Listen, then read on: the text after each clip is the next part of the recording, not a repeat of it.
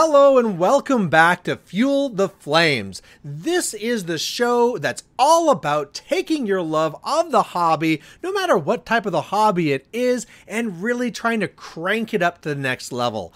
I'm your host, Brian, also known as Valorian. We're brought to you here by the great people there of Field of Fire, and what we're going to be talking about today is display trays. Now again, I want to be saying that this version here is going to be the 101. We're doing our 101 series right now, where it's really like the intro. If this is something where you didn't really know this part of the hobby existed, great, it'll give you a primer. Maybe you knew it kind of existed, but you kind of wanted more details, great. This will again be a primer for that. Later on, we'll be doing more advanced videos talking about the more advanced steps and the next steps, but this is just the intro of how to get into it. And today we're talking about display trays.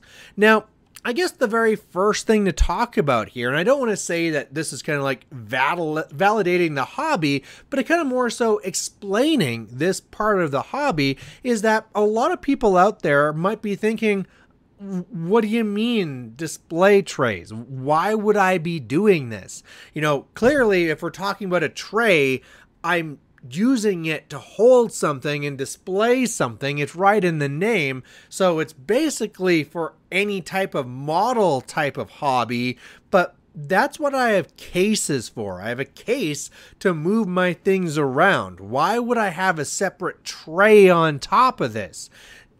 Valorian explained to me. Well, let's get into this and actually explain it. And I mean, sure, that's fair. If you're trying to take your models from one place to another, you could just take a case, throw your models in, get to your table, put them on the table, play your game, put them away back in the case, and go back home. But there's two different reasons why you actually might want to do a display tray.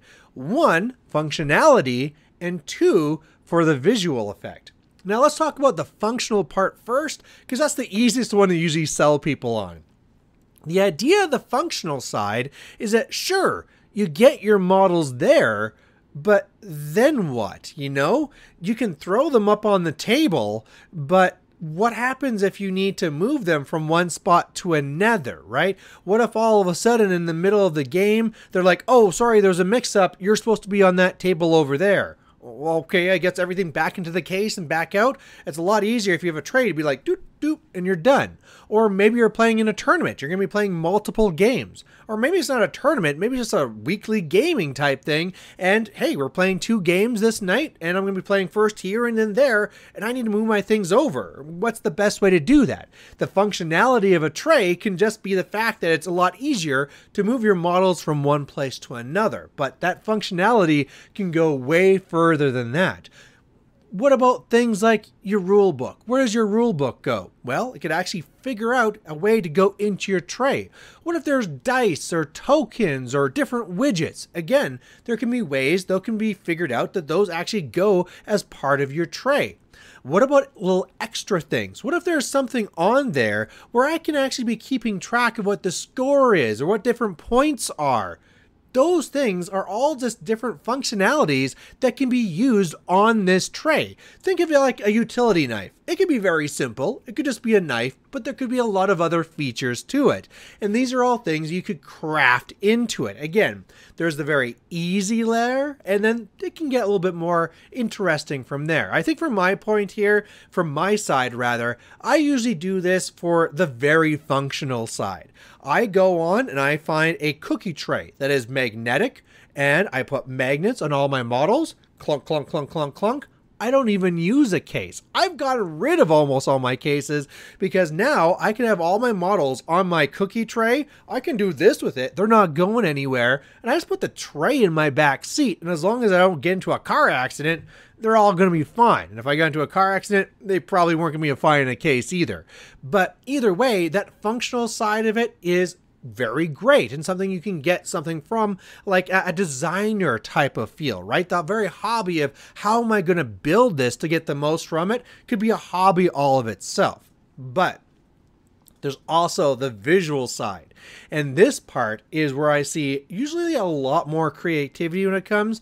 I mean, the people that like getting into hobbies where there is models is usually because they like playing with the models, as in like building them, converting them, painting them, doing the basing. And so there's an art element. Sure, there's like a construction side, and that's why those people usually like adding those extra features of functionality. But the art side usually means that you want to do a little bit more arty stuff when it comes to your display tray. So what do I mean by that? What are we trying to do with this? Are we just going to try and make our cookie tray pretty? Well, it's not really that.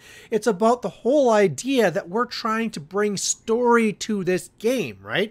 It's one thing to be kind of like, oh, you know, I got these models and we're going to play a game, we're going to battle. It's quite another to say like, these are the soldiers that are here to defend this town. You're attacking me and I need to defend myself. Well, if it's just a bunch of warriors, okay, I guess I can have that story behind it.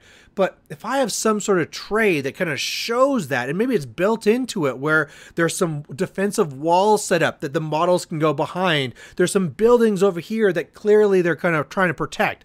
Maybe I'm going to put some like villager models on here, which are models I'm not going to be using in my army. But when you see them on a tray, it's so evident that these are now soldiers protecting this town and trying to defend it. And now it's adding to that story.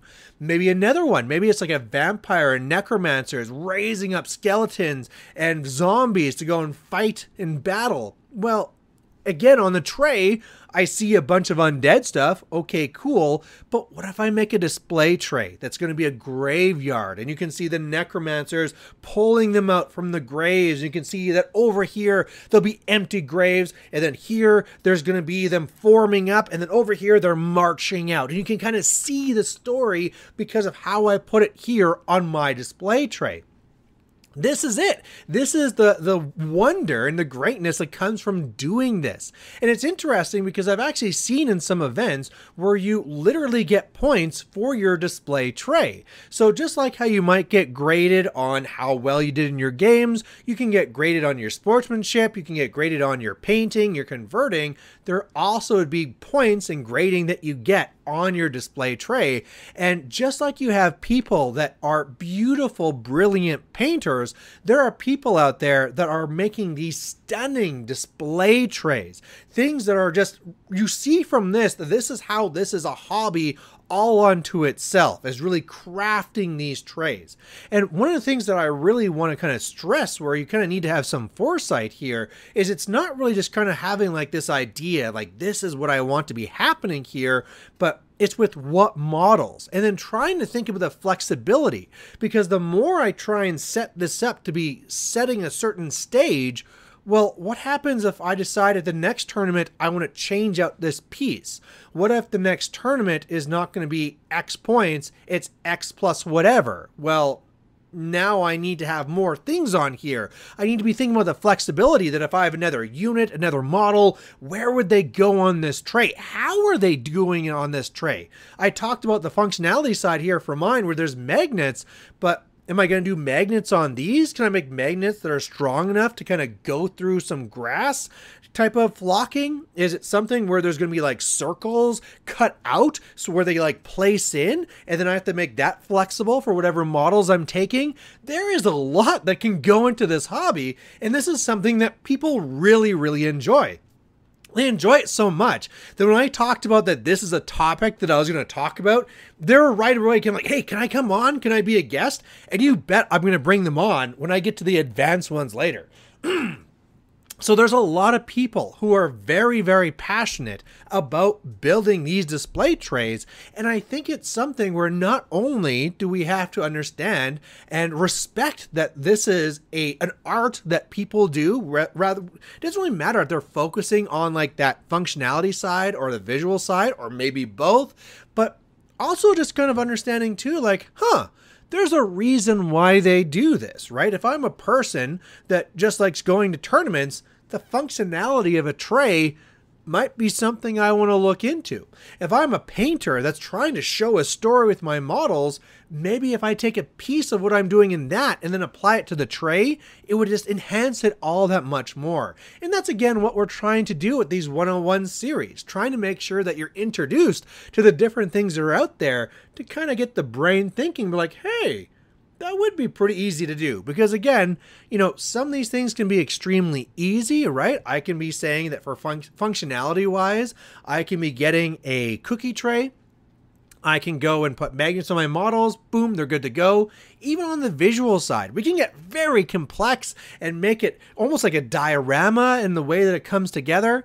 But you know what? Even if I just do something like I have a big tray that I'm going to set up with grass flocking so that when I put them on here, they can actually look like it's an army that's together marching off. And it's not just random models thrown down. You can see how this is a cohesive army. Or I can take it easy and be like, that terrain I use on the board, I can throw some of that stuff on here. And it's kind of starting to already make this scene, right? You can do this very simple, very low effort, and it can just go up from there in complexity and also enjoyment. So there you go. This is going to be our Fuel the Flames on Display Trays 101. If you have any other thoughts on these, please post it down below. We're going to be back with these every 2 weeks. I know I just took a month off for family reasons, but we're going to keep on now doing these. So we'll be back in 2 weeks, and I hope to see you there. Bye.